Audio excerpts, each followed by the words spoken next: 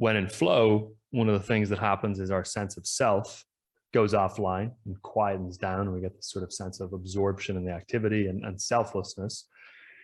And one simple way potentially to think about enlightenment in contrast to that is as that characteristic of flow, the decreased sense of self, but in a more enduring sense, potentially outside of a specific flow state.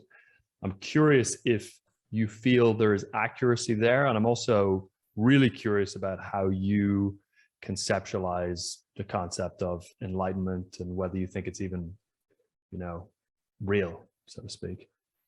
Yeah. Well, I mean, I do think that there's a sort of dimensions of our reality, dimensions of our experience that, traditionally get this label of being let's say an enlightened view. I just have no doubt that they are real.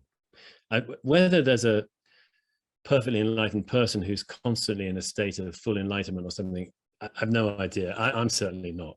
And I don't really, in a way, I don't really aspire to be. In the Zen tradition, well, actually, before I go to that, let me just say this. I'm very interested in exactly the same topic. What's the relationship between flow and awakening with a capital A, or enlightenment? And the way I'd see it is maybe something like this, that obviously they're very closely related to one another.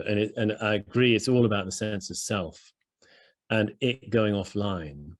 I'd say that in a clear sort of awakening or enlightenment, if I usually use the word awakening, actually, it just seems a little less of a reach, but if I dare use the word enlightenment, I'd say that in any clear enlightenment experience, and I'm saying that to distinguish it from enlightenment as an enduring condition or state or trait, but in an experience that we could call an enlightenment experience, in Zen, they say that either of two things happen.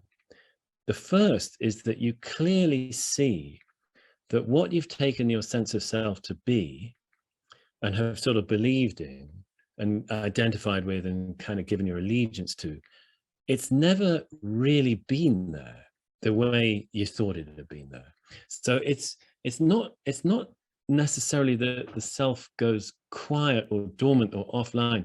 You see right through it. You see that this sense of me that's so convincing and sort of persistent, actually when you suddenly just see that it was just a mirage, it was just an idea, and it can just vanish. I mean, when you see that it's only ever been a thought, really, it's only ever been a notion, it vanishes.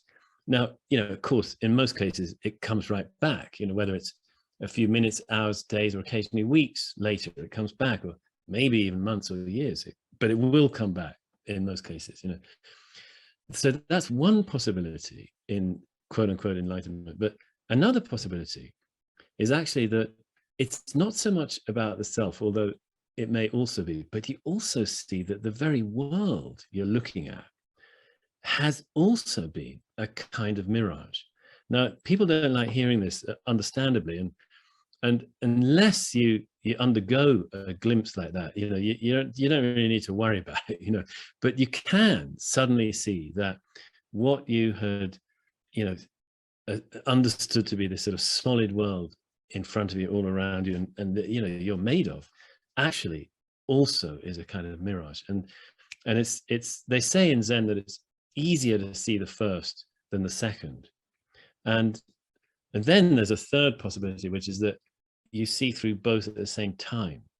And that's the real sort of, in Zen, that's the real sort of deeper enlightenment experience, where it's very hard to, I think once that's happened, where both self and world vanish, it's very, very overwhelming, and sort of, it goes very deep into you to have that happen. And I think afterwards, it's so beautiful to be alive, because you sort of know that everything's kind of coming out of nothing. And that is what I think can become the more durable state in Zen, or that's what Zen training seems to be aiming for, is that is that, you know, to guide us or help us find our own way to just dropping everything, really everything. And then it really changes us, you know, from the inside out. And that's where the durability comes from.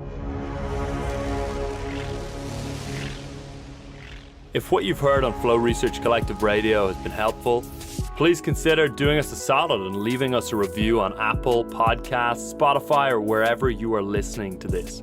Reviews help us connect to a wider audience so we can get these peak performance principles out to more people.